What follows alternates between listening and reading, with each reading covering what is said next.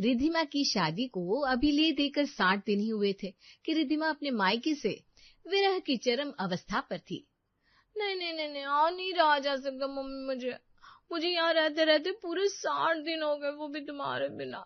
तुम्हें पता है ना, मैं तुम्हारे बिना एक सेकंड भी नहीं रह सकती, और यहाँ तुम्हारे बिना पूरे 60 दिन हो गए मम्मी। अब मैं वहाँ आ रही हूँ बस, हाँ, और वो भी पूरे 1 महीने के लिए। अरे तू भावनाओं में बहकर कुछ भी बोल रही है बेटा। ससुराल में 2 महीने और मायके में 1 महीने, ये किस रेशियो में अपने ससुराल और मायके को बैलेंस कर रही है तू? ना बेटा, ये घर तेरा है और तेरे लिए हमेशा खुला हुआ है, पर यहाँ आने के पहले एक बार अपनी सास को बता देना। और 1 महीना तुझे लग रहा है जैसे तू यहाँ आएगी ना, 1-2 घंटे मेरे साथ बैठेगी, तेरा जी भर जाएगा, फिर आराम से ससुराल वापस चली जाना। हाँ यार कैसी माँ हो तुम, कैसी माँ हो बताओ, जरा से भी तुम्हें फिक्र नहीं है मेरी। या मेरी ननद फॉरेन में रहती है, मेरी सास रोज उसे याद करके एक बार रो लेती है। अगर मेरी ननद यही आसपास रहती होती ना, तो रोज मेरे ससुराल आकर पड़ी रहती। और एक तुम हो कि मैं आने का कह रही हूँ और तुम मना कर रही हो। अभी तो फिर इनकी शादी भी नहीं हुई है, तब तुम्हारे टंटे हैं। अगर भाभी आ गई तो पता नहीं तुम क्या करोगी। और कुछ बचा है तो वो भी सुना दे अपनी माँ को। तुम लोगों के ताने सुनने के अलावा बचा क्या है मेरे पास? कभी भाई 4 बातें सुना देता है, कभी बहन। एक तो मैं तेरा घर बचाना चाह रही हूँ और तू है कि मुझे सुनाए जा रही है। ऐसा नहीं होता बेटा। तू बचपन में स्कूल भी तो गई थी, तब भी तो कितना रोती थी, फिर तेरे दोस्त बन गए थे ना। स्कूल में तो 1 हफ्ते में ही दोस्त बन गए थे मम्मी मेरे, और वहां मुझसे इतना काम थोड़ी ना करवाया जाता था। सुबह जाने के बाद शाम तक तो मैं घर आ जाती थी। तभी महेश भी इस बातचीत में अपना पक्ष रखते हुए कहता है, फिर तू ट्यूशन भी तो जाती थी बेटा, फिर खेलने में इतनी व्यस्त हो जाती थी कि रात के 8 बजे तक घर आना ही नहीं चाहती थी। फिर मैं तुझे डांट कर घर ले आता था, भूल गई क्या? जिस तरह तुम स्कूल में अपने लिए दोस्त ढूंढे, उस तरह ससुराल में भी ढूंढने की कोशिश कर बेटा। पर कैसे? याद है तुझे, जब हमने शहर बदला था और तू एक नए स्कूल में गई थी, कैसे तुझे दोस्त बनाने में दिक्कत हो रही थी। फिर तेरी माँ ने तुझे चॉकलेट के पैकेट लाकर दी और चॉकलेट खिलाकर तूने सबको अपना दोस्त बना लिया। वैसा ही कुछ अपने ससुराल के लिए उनकी पसंद का कुछ बाहर से मंगवा दे या फिर मूवी ले जा। हाँ। रिद्धिमा फोन रख देती है, तभी उसकी सास कमरे में आती है। अरे बहू, ये क्या हालत बना रखी है तूने अपनी? अभी तक तू नाइटी में ही। तबीयत तो ठीक है ना तेरी?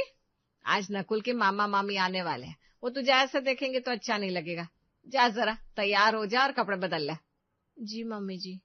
रिद्धिमा नहा धोकर एक सुंदर सा गाउन पहनकर अपने बालों को एक सुंदर सा बन बना रही थी, तभी उसे अपने पापा की बात क्लिक करती है। इस घर में तो सभी के मन का खाना बना चुकी हूँ मैं, पर कोई मेरा दोस्त नहीं बना। अगर किसी को दोस्त बना सकती हूँ तो वो मामा और मामी जी ही हो सकते हैं, पर क्या करूं, उन्हें क्या पसंद होगा। मामा जी की फेसबुक प्रोफाइल पर देखती हूँ और अपने मामा जी का फेवरेट बर्गर बनाने में रिद्धिमा लग जाती है। फोटो के कैप्शन में तो love for white and yellow लिखा है, पर बर्गर में तो किसी व्हाइट और पीली चीज का इस्तेमाल नहीं हुआ। कहीं मामा जी व्हाइट एंड येलो से एग की बात तो नहीं कर रहे? बाजार जाकर एक नॉनवेज बर्गर ले आती हूँ। रिद्धिमा बाजार जाकर एक बर्गर ले आती है और उसे छिपाकर किचन से बाहर आ जाती है। रसोई में क्या करने गई थी बहू तू? खाने की सारी तैयारी कर दी थी मैंने। वैसे क्या पकाया है? बड़ी गंदी बदबू सी आ रही है, कुछ जला दिया क्या? आप अपना ध्यान रसोई से हटाकर मामा जी पर लगाइए ना मम्मी जी। मामा जी कभी भी आते होंगे। जल्दी से सोफे को ठीक करना होगा, कुशन सेट करना होगा। बिल्कुल सही बात कर रही है बहू। आज मेरी सलत जो आ रही है, तैयारी तो अच्छी होनी चाहिए। 5 मिनट बाद ही नकुल अपनी मामी और मामा के साथ घर पहुंच जाता है। और सुषमा दीदी कैसी है आप? अरे जीजा जी को भूल गए क्या साले साहब? अरे जीजा जी आपको कैसे भूल सकता हूँ। नमस्ते नमस्ते। एक दूसरे से बात करने के बाद सभी खाने की टेबल पर बैठते हैं। बहू, सभी को खाना परोस। पचमेला की सब्जी, पूरी, खीर, सूजी की चक्की सब तैयार किया है तेरे लिए मेरा दुष्यंत। जा बहू लेकर आ। सभी के सामने रिद्धिमा अपनी सास का बनाया खाना परोसती है, पर मार्केट से लाया बर्गर अपने मामा जी के सामने लाकर धर देती है। ये तो वही बर्गर है मेरा फेवरेट। पर दीदी के यहाँ ये बर्गर आया कैसे? मतलब बहू को भी नॉनवेज पसंद है, पर हमारे घर में तो ये सब चलता नहीं। दुष्यंत के मुंह में पानी तो आ रहा था और उसके माथे पर पसीना भी बराबर आ रहा था। तभी मामी जी कहती है, देख लो नकुल, तुम्हारी बीवी को सिर्फ मामा ससुर की फिक्र है, मामी सास की कोई चिंता नहीं। आपकी प्रोफाइल में मुझे कुछ अलग मिला ही नहीं मामी जी। आपको तो घूमने फिरने में बड़ा मजा आता है, तो मैंने सोचा आपके लिए एक अच्छे से स्पोर्ट्स शूज ले लूंगी, पर मुझे आपका साइज पता नहीं था तो रुक गई।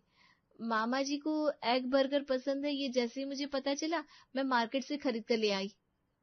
ये नॉनवेज है बहू, इसे उठाकर बाहर फेंक। आपको इसे बाहर फेंकने की पड़ी है, पर इस बात की नहीं पड़ी कि आपका भाई ये सब खाना सीख गया है।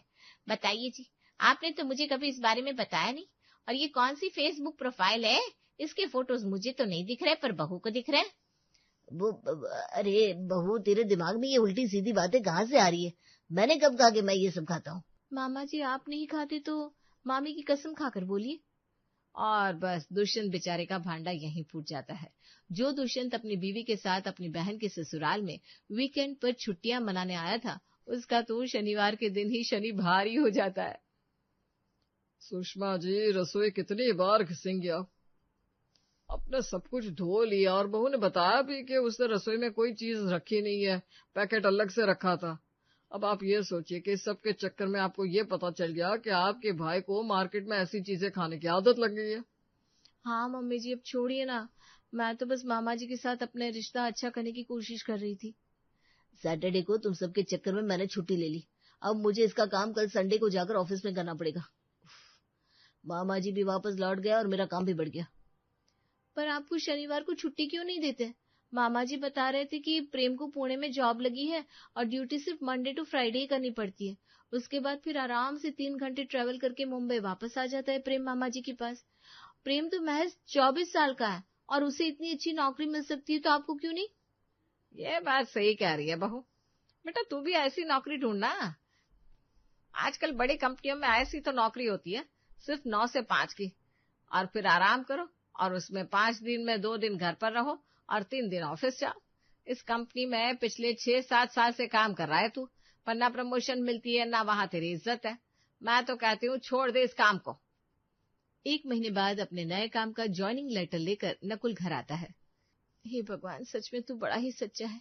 तेरे लिए मैंने लड्डू बनाए और तूने मेरे लिए मेरे मायके जाने का रास्ता खोल दिया। अब हर शुक्रवार की रात मैं मम्मी के पास चली जाऊंगी, आराम से शनिवार वहां रहेंगे और संडे को मैं नकुल के साथ वापस लौट आऊंगी। फिर रविवार को नकुल अपने पेरेंट्स के साथ वक्त बिताएगा। शनिवार मेरा, रविवार नकुल का, बल्ले बल्ले बल्ले। शुक्रवार की रात को बिस्तर पर लेटा हुआ वीरेन बिस्तर की चादर पर उंगलियों से सलबटे बनाता हुआ, शर्माते हुए अपने गर्लफ्रेंड नताशा से बात कर रहा था। तभी दरवाजे की घंटी बजती है। बेबी, लगता है दरवाजे पर कोई आया है। मम्मी किचन में, मैं जरा देख कर आता हूँ कौन है। हे सुनो ना, फोन मत रखना, तुम जाओ दरवाजा खोलो, मैं यही हूँ। वीरेन अपने फोन को पॉकेट में रखकर भागता हुआ दरवाजा खोलता है। अरे मेरे भाई, कितना सूख गया है तू। मुझे पता था मेरे बिना तेरी यही हालत हुई होगी। कहा तो रिद्धिमा, ये तो बिल्कुल वैसा ही लग रहा है जैसा कि बारात के वक्त लग रहा था। अरे बेटा, तू अचानक कब प्लान बनाया? तूने बताया नहीं, वरना मैं घर जरा ठीक करके रखती। मुझे लगा कि मैंने अगर बता दिया तो तुम मुझे कहीं आने से मना ही ना कर दो, पिछली बार की तरह। हाँ, और रात को हम यहीं रुकने वाले हैं, इसलिए वीरेन भाई साहब जरा मेरा कमरा खाली कर दीजिएगा। बिल्कुल दीदी, ये कोई बोलने की बात है। मुस्कुराते हुए वीरेन अपने कमरे को खाली करने आ जाता है। बड़ी खुशी हो रही है कमरा खाली करने में, अच्छी बात है। अरे दी आई है ना नताशा, तुमने सुना नहीं? उनकी आती ही तुम अपना सामान खाली करने लगे, सही है। आगे जाकर हमारी शादी हुई और हमारी शादी के बाद अगर दी आई तो क्या मुझे लेकर कमरे से बाहर आ जाओगे? फिर हम कहाँ सोएंगे, हॉल में? अरे नहीं नहीं, तुम बहुत दूर की सोच रही हो नताशा। ज्यादा दूर की नहीं कहती। अभी कुछ महीने पहले तुम अपनी बहन को विदा करने के पहले मुझे अपने घर लाना चाहते थे, और आज हमारी शादी दूर की बात हो गई। I don't want to talk to you. हाँ, ये कहकर नताशा फोन कट कर देती है। वीरेन हॉल में आकर सो जाता है। रिद्धिमा और नकुल कमरे में चले जाते हैं। क्या करूं, नताशा तो नाराज हो गई। अगर उसे अभी कॉल किया तो हमारी खुसुर पुसुर की आवाज से पापा जग जाएंगे और 10 बातें सुनाने लगेंगे। अच्छा कोई बात नहीं, कल सुबह मना लूंगा उसे। अगली सुबह दूध वाली की आवाज से वीरेन की आंख खुलती है और सबसे पहले वो अपने फोन को यहाँ वहां ढूंढता है। अरे यार मम्मी, मेरा फोन कहाँ है? कहीं सोफे के नीचे तो नहीं चला गया? दिन भर रसोई संभालू और रात को ये देखूं तू फोन कहाँ रखकर सो रहा है। अरे तेरी बहन लेकर गई है। रिद्धिमा का फोन काम नहीं कर रहा था और तू हॉल में सोया हुआ था, तो वो टीवी ऑन नहीं कर सकती थी, इसलिए तेरा फोन लेकर चली गई। कमरे में पिक्चर देख रही है। अरे ओ नताशा। वीरेन रिद्धिमा को आवाज लगाता है, जिसे सुनकर नकुल कमरे का दरवाजा खोलता है। 1 मिनट जीजू, मुझे दीदी से बात करनी है। अपने जीजू को साइड कर वीरेन कमरे के अंदर जाता है और देखता है उसकी बहन दोनों कानों में ईयर प्लग्स लगाकर आराम से उसके फोन में पिक्चर देख रही है। जीजू का फोन नहीं था क्या दीदी? आपको मेरा ही फोन मिला था। सुबह 5 बजे का अलार्म लगाकर सोया था मैं, अभी 11 बज रहा है। आप फोन लेगी तो मेरी नींद भी नहीं खुली और किसी ने मुझे जगाया भी नहीं। नताशा नाराज है, मुझे उसे मनाना था। बाप रे बाप, एक फोन ही लिया है, जायदाद में हिस्सा नहीं मांग लिया जो ऐसे बिहेव कर रहा है तू। भूल गया जब पहली बार मुझे फोन मिला था, कैसे मुझसे ज्यादा उसका इस्तेमाल तू करता था। और आज मैंने तेरा फोन ले लिया तो तेरी जान पर बनाई। शादी के बाद तो पति पत्नी को एक दूसरे के साथ वक्त बिताने का मौका ही नहीं मिलता, और यहाँ नताशा एक रात बिना बात किए रह नहीं पा रही है। अरे भाई, जिंदगी भर रहने के लिए नहीं आई हूं मैं, कल सुबह तक चली जाऊंगी। ये सुनते ही सुलोचना कमरे में आती है। क्या तू सुबह ही निकल रही है बेटा? अरे इतनी जल्दी क्यों? मेरी बात दिल से मत लगा बेटा। अच्छा सॉरी। अरे नहीं मम्मी जी, वो आपकी बेटी ने प्लान किया है कि अब हर शनिवार वो यही रहेगी। मैंने ऑफिस चेंज कर लिया है ना, तो अब सैटरडे को भी ऑफ रहता है मेरा।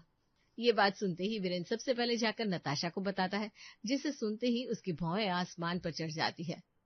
क्या? अब तुम्हें मुझसे बात करने की कोई जरूरत नहीं वीरेन, मैं समझ गई। तुम्हारे घर में मेरा आना होने ही नहीं वाला। 2 BHK का फ्लैट है तुम्हारा, उसमें हर शनिवार को दीदी आ जाएगी, तो कैसे चलेगा? या तो नया फ्लैट लो या मुझसे दूर हो जाओ। अरे नताशा, तुम गलत समझ रही हो। मैं गलत समझ रही हूँ? ये बातें भी दीदी ने तुम्हारे कानों में भरी होगी। शादी के बाद हस्बैंड वाइफ को एक दूसरे के साथ वक्त ही नहीं मिलता, तो हमें भी हर वक्त बात करने की आदत पर कंट्रोल करना चाहिए। बस यही मतलब था दी का। कहाँ की बात कहाँ पहुंच रही थी। रिद्धिमा, जो अपने मायके वालों से दूर नहीं रह पा रही थी, अपने मायके आई थी और उसके आए हुए कुछ घंटे हुए नहीं थे कि नताशा को तकलीफ होने लगी थी। तभी रिद्धिमा वहां आती है और अपने भाई के हाथ से फोन खींच लेती है। फिर फोन उठाकर ले आया तू? या तो मेरे पास बैठ या फोन मेरे पास छोड़ दे। कितनी बार बताऊं तुझे, मेरा फोन बनने गया हुआ है, शाम तक आएगा। वो दीदी, मुझे भी तो अपने दोस्तों से बात करनी है ना। कितना मिस कर रही थी तुम सबको मैं अपने ससुराल में, पता है? और यहाँ किसी को मेरे लिए वक्त ही नहीं है। पापा अपने काम पर निकल गए, मम्मी किचन में बैठी हुई है, और तू है जिससे फोन नहीं छूट रहा। नकुल क्या सोचेंगे, इस घर में मेरी कोई वैल्यू नहीं है। अरे तो तुम दुकान चली जाओ ना पापा के पास, या कह दो मम्मी से तुम्हारी खातिर के पीछे 10 सब्जियां ना बनाए, वरना इतना वक्त नहीं लगता मम्मी को रसोई में। मेरे और पापा के सामने तो वो घूम फिर कर एक आलू की तरी वाली सब्जी और ठंडे पराठे रख देती है, पर तुम्हारे पीछे नान, चावल, तड़का, पता नहीं क्या क्या बन रहा है। बाप रे बाप, उम्र हो गई मम्मी की, इसीलिए वक्त लग रहा है और कुछ नहीं। और इतने दिनों बाद बेटी और दामाद घर आए हैं तो खातिरदारी करने का मन करेगा ही। बहू ला दो मम्मी के लिए तो वो काम करेगी, मम्मी को खुद ब खुद आराम मिल जाएगा। वैसे भी अब मेरी खातिर के लिए भी भाभी तो होनी चाहिए। वीरेन का फोन चालू था, नताशा सब सुन लेती है। अपनी शादी के पहले तो दीदी बिल्कुल अलग बातें करती थी, और अब रसोई में मुझे भेजने की बात कर रही है। ये मैं नहीं होने दूंगी। दोपहर में पूरा परिवार एक साथ बैठकर खाने का मजा ले रहा था, तभी दरवाजे की घंटी बजती है। मैं देखती हूँ। अरे आप कितना काम करेंगे, आप बैठ जाइए, मैं देखता हूँ कौन है। जरूर खाने की सुगंध पड़ोसियों तक गई होगी, कटोरा लेकर पहुंच गए होंगे दरवाजे पर। वो क्या है ना, आप आए हैं तो ये सब खाना नसीब हो रहा है हमें, वरना आपकी सास तो मेरे सामने करेला रख देती है दामाद जी। महेश जाकर दरवाजा खोलता है और दरवाजे पर होती है नताशा। अरे बेटा, तुम गलत वक्त पर आ गई क्या अंकल जी? वो मुझे पता चला कि दीदी आई हुई है, इसलिए मैं आ गई। हाँ बेटा, अंदर आओ। ये नताशा इस वक्त यहाँ, कहीं कोई हंगामा ना हो जाए। मुझे देखकर यहाँ किसी के चेहरे पर खुशी नहीं दिख रही। नमस्ते जीजू, मैं आपकी होने वाली सलहज। वो क्या है ना, मैं और वीरेन एक दूसरे को 5 साल से जानते हैं। जब से वीरेंद्र जी से बात होनी शुरू हुई मेरी, मैं तो अपने घर पर होकर भी घर पर नहीं हूँ। मायके को तो भूलना ही पड़ता है, तभी तो नया रिश्ता आगे बढ़ पाता है। क्यों दीदी? कैसे भूलना पड़ता है नताशा? मैं तो अपने मायके को भूल नहीं पा रही हूँ, तभी तो ये आइडिया लगाया है हर सैटरडे को यहाँ आने का। नताशा वीरेन के साथ ही एक चेयर लगा लेती है और उसी की प्लेट से पापड़ उठाकर खाते हुए कहती है, जिसे मैंने यहाँ अपनी जगह बनाई है, वैसे ही नई बहू को भी ससुराल में जगह बनानी पड़ती है दीदी। और पहले के 3 साल तो पूरे एफर्ट्स लगाने पड़ते हैं। अगर इस तरह आप अपने ससुराल की जगह हर शनिवार को छोड़ती रहेंगी तो पता चला उस स्पेस को कोई और भर के चला गया। आप नई बहू है ना वहां की, बताइए मम्मी जी, मैं क्या गलत बोल रही हूँ क्या?